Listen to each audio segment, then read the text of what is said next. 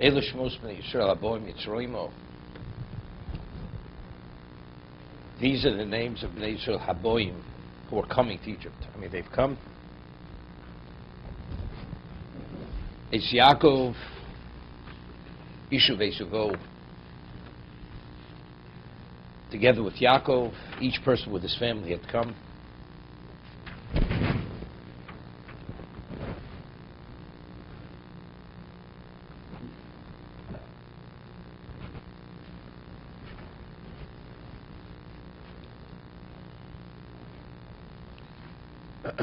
Rashi, Ve'elu Shemos Bnei Yisrael, Al Pi Shemonim B'Chayim B'Shmosam, although they were counted initially when they were alive by name, Chozu Monim B'Misoson, Acha Misoson, Lodiach Chiboson. They were again counted after they passed on to inform us of the exceptional love that HaKadosh Baruch Hu had for these people. Shnim Shel Kochovim, they're compared to stars, Shemotzim B'Mispor, Machnisim B'Mispor. When Hashem allows the stars to shine and He brings them in during the daytime, He counts them every day. Ub'Shmosam, by number and by name. Shenem Amotzi B'Mispor Tzvom, L'chulam B'Shem Zikro. He puts them out by number, the hosts, and each one of them, all of them, He calls by name.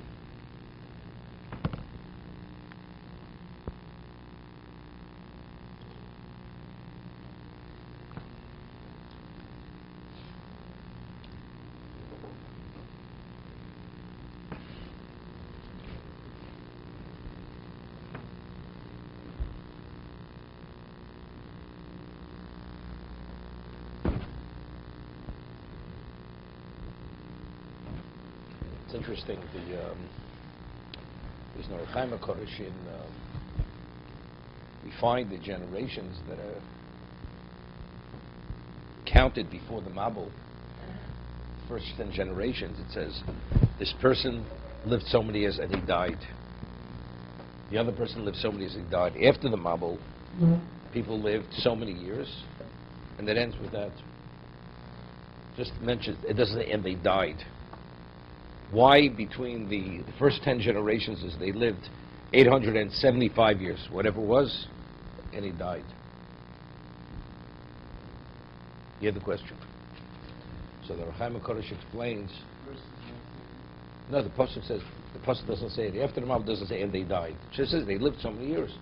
So it's understood. If you live so many years, you die afterwards, right? So why before the Mabul does it say, and they died? Right? So he explains the Chaim HaKodesh that before the Mabul, the dimension of each person was the equivalent of an era. So what it says, when they died, that was the end of what that person represented. The person lives 120 years, okay? Passes on, okay? The world continues. But the greatness of the people, the great flood was so great, when they passed on, it was a different dimension of being afterwards. Each generation was another era. Each person was an era unto himself. After the Mabul was not. They overlapped. The ones. That's how the Chaim HaKodesh explains. So over here, the Sefarno explains what is the idea of mentioning a person, identifying a person by name. These are the names of the people who came to Mitzrayim. So he says, the people mentioned here, that it's appropriate to identify them by name.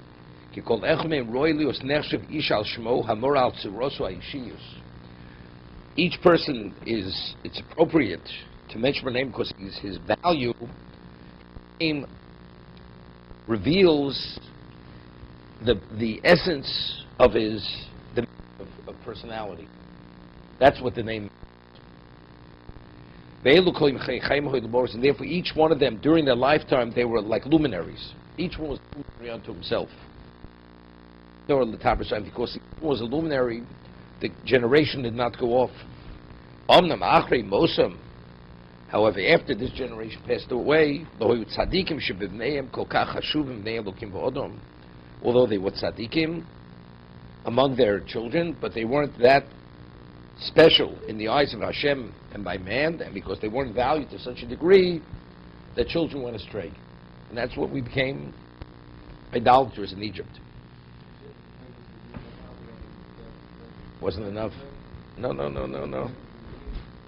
Levim, because they never went into the bondage. That's the reason, what's protected them.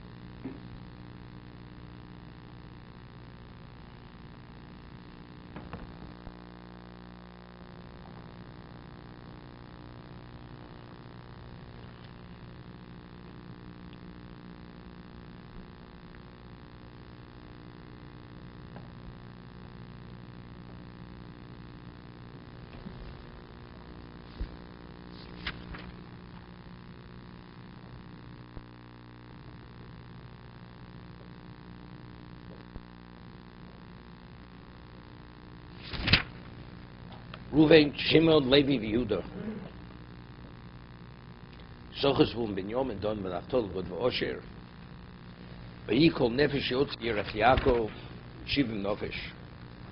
All the nefesh who were the descendants were 70 individuals. Yosef hoyim b'Mitzrayim. Rashi. Yosef hoyim b'Mitzrayim halohu v'onav hoyim b'chlal shivim. He and his children were included within the 70. So what does there have to conclude? It says there were 70 people who descend from Yaakov. What does it have to tell us? We knew Yosef was in Egypt with his family.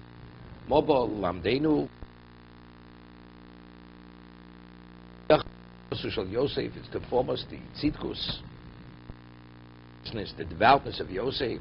Yosef, Haroes, son of Aviv. Yosef initially who shepherded the sheep of his father. Yosef Mitzrayim v'naseh melech, and now he ascended to such heights, greatness. You know, being a shepherd, it's easy to be a tzaddik, not exposed to anything. All you have is the sheep, and you have the pasture land, the grazing land. Now you're the king. Everything. Initially, when he was he shepherded the sheep, the king. Omid B'tzidko, he's still retaining his status. Nothing has changed. See, I would have said, he's quoting Chazal, Sifri, that to survive the exile was because Yosef was in Mitzrayim.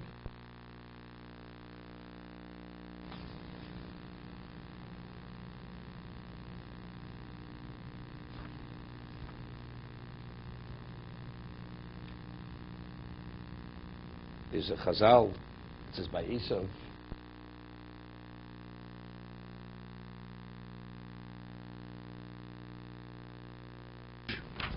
Shivim Nefesh, doesn't it Shivim Nefoshos? This is the concept we find later by Kabbalah Sator. Isha Echod Lev Echod. Klal Yisrael, basically, we're one entity. By non-Jew, even from the same nation, each one's individual unto himself. Each Jew complements the other Jew. That's the difference of Jews. Each Jew is a component of a network. And therefore each of us, and that's the concept of Kol Yisrael Ravenzel, is that why Jews are responsible for one another, because each one is not separate from the other. We're all interconnected, intertwined, every one of us. And that's why the Medrash says that if one person sins, he minimizes and he compromises the whole system. When a person does a mitzvah, he energizes the system, because each of us are only an aspect of the total picture. And the Medrash explains with an allegory. Two people are in a boat, and one of the people starts boring a hole under his feet.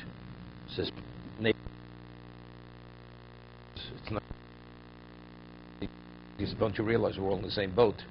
You know, the moment you create that hole, we all go down. That's the concept of all Jews are responsible for one another. That's the idea. It's Shivim Nefesh. It's in the singular. It's not in the plural.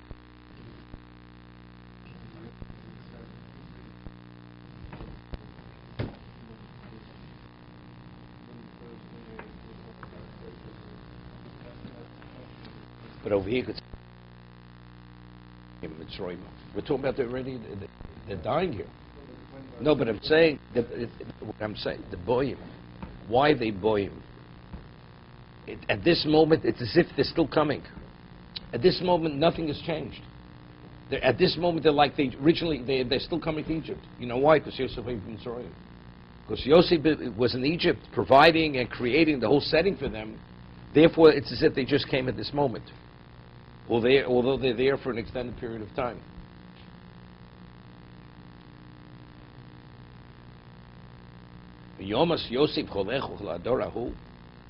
Yosef and his brothers and the whole generation passed on.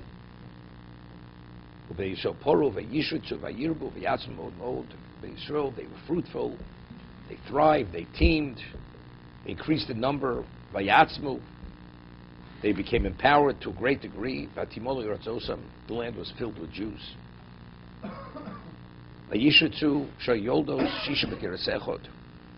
They had 6 children in one birth, one litter.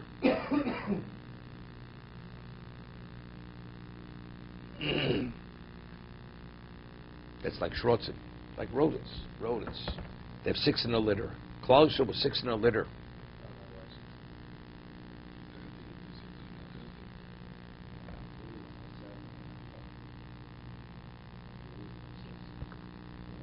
No question. There's a reason for everything. Reason why people come 2 minutes late or 5 minutes late.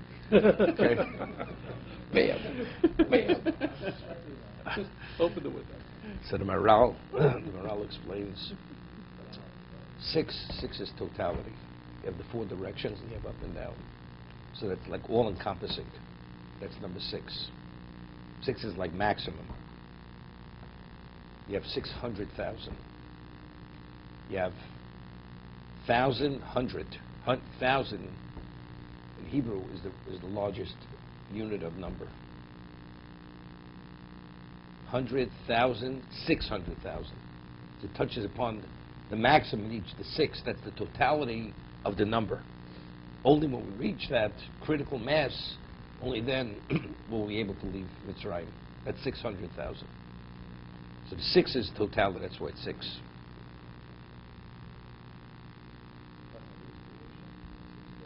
7 days of creation. Yeah, but that's part of creation. Okay, let's see.